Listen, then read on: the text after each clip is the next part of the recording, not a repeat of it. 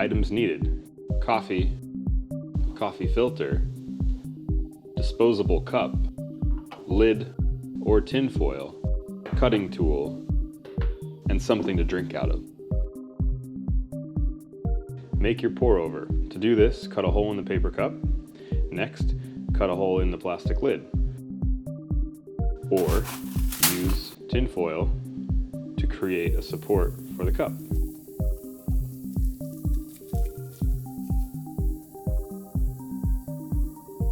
Now insert the coffee filter into the cup and place on your support. Heat some water.